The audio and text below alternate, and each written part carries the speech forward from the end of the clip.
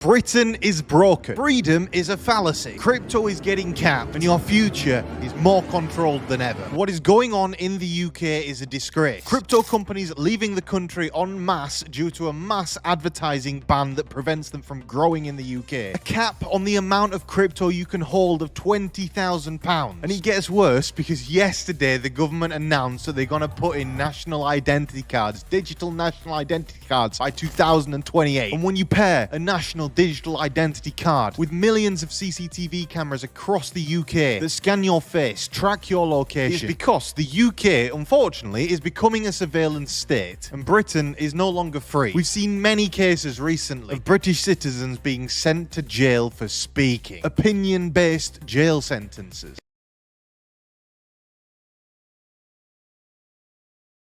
This is your wake-up call. The British government is pushing forward with plans for a national digital ID system. They've called it the Brit Card.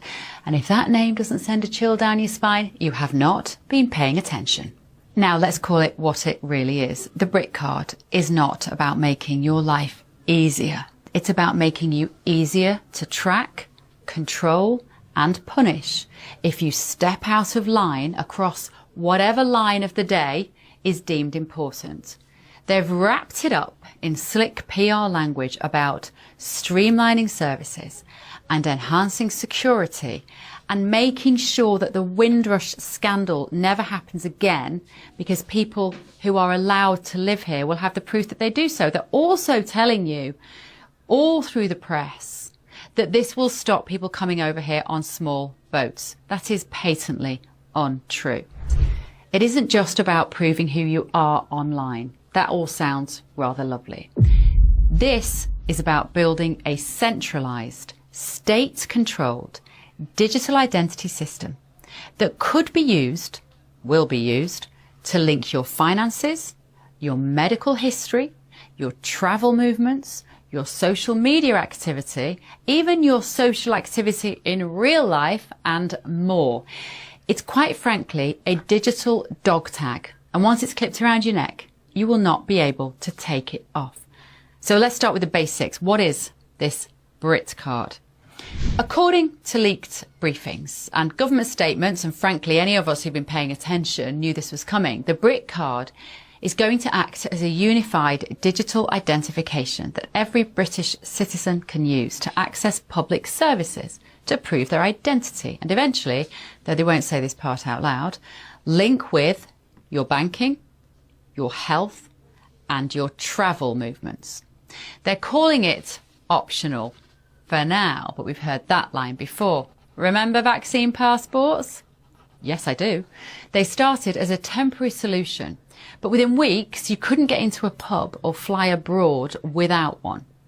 Make no mistake, the Brit Card is the foundation of a surveillance state.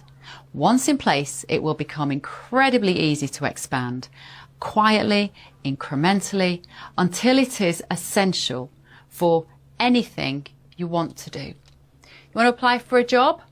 Brit Card. Rent a flat? Brit Card. Take a train? You guessed it. Brit Card. And once that is normal, it is no longer this so-called card. It is a digital chain. It is invisible, but it is ironclad. The sales pitch, of course, for this is it's all about security and efficiency. The government's narrative is all very slick, and they will say this is to reduce fraud. They'll tell you it'll make accessing NHS services easier or help you prove who you are when applying for benefits. One of our viewers got in touch and wanted us to ask this question. Russ Brown wanted us to ask you if you really believe that those profiting from human trafficking will think, oh dear, I have to check your digital ID now. I can't carry on paying you £1.50 an hour to work in my sweatshop. I am absolutely convinced that amongst the reasons that people travel through France, which is a safe country, to come to the United Kingdom, amongst the reasons is because it's easier to work in our illegal economy than it is in other countries. And we have to deal with that. Bosses who are prepared to hire people illegally are not asking them for their national insurance card. So what's the evidence? What makes you think they're suddenly going to ask them for a digital ID? We need to be really clear. You must have ID, mandatory digital ID, in order to work, because we have to stop illegal working. All of that sounds sounds great until you realise what you're giving up in return. A centralised ID, like the Brit Card, will track everything you do. So when you check in to the GP surgery, the government will know. When you make a payment, when you log into a website, when you get on a train, imagine a digital record of your daily life monitored by both public and private entities. Your movements, your choices, your health, and critically, your opinions.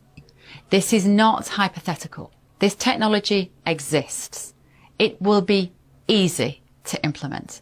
The motivation to make it happen exists. And the right pretext, I don't know, another pandemic, a financial crisis, a spike in online hate speech, you will be told this is all for your own good. Starmer to announce plans for digital ID scheme. This is the more tyrannical thing that the UK could possibly do. So Keir Starmer is expected to announce plans for a compulsory UK-wide digital ID scheme in his speech on Friday. The Prime Minister believes it would help crack down on illegal work and modernise the state, according to senior figures in government. The practicalities of the scheme will be subject to a consultation which will also look at how to make it work for those without a smartphone or passport. The previous Labour government's attempt to introduce ID cards was ultimately blocked by the Conservative Liberal Democrat coalition. This is a tyrannical scheme, one that would invade the privacy and data protection of every UK citizen, expecting us to carry around a permanent version of ID, which the government could abuse. This is a system in which the police would ask to see your identification. If you don't provide it, you could be fined or potentially even imprisoned, as that's the current belief that they're going to make it so it's mandatory. However, how would it work otherwise? If you wanted to use it to spot and identify illegal immigrants, you need to make it so it's mandatory by every UK citizen, which creates a compulsory and invasive system to allow the police to get access to your phone. You have to provide the identification, which means you've got to show them your phone, which is the way you're going to carry it around, and this is criminal. If the UK government is able to access your system to see your identification, they can get access to all your phones, your texts, your messages, your phone calls, your pictures, whatever they want. And, well, we know how good the safety and protection of the UK government is. As I say, the reports have suggested that the UK government plans to use a new scheme to check people's right to live and work in the UK, with people's individual ID checked against a central database, which means there's going to be one centralised place where all this can be accessed. Your name, your national insurance number, your right to work, your address, all that information, which means all the hackers, if they want to get all your information, they just have to attack this one place. And all the hackers can work together on this. Thousands and thousands of hackers can work together. I mean, currently in this year, 2025, we're at an all-time high for foreign attackers, foreign invasions, foreign cyber attacks. And the Labour don't care about this. All they care about is getting access. I see they're using Estonia as a great example. Estonia is a very small place in which they're not currently under constant attack from cyber attackers, which we are. Obviously, there's many people who are against it, such as Kemi Badenoch, Owen Jones, and like several ex-Labour MPs. But Keir Starmer does not care. Keir Starmer's whole ideology and belief is that we can invade this, attack these people who go against it, and say, "Oh, you've got nothing to worry about. If you've got nothing to hide, there's nothing to worry about," which is a complete and utter fallacy. This is the way to try and silence people who go against it by going, "Well, you must have something to hide if this is why you're against it." But that's not the truth. This is a way to force you to accept and allow them to get access to your systems, to your information, into your privacy.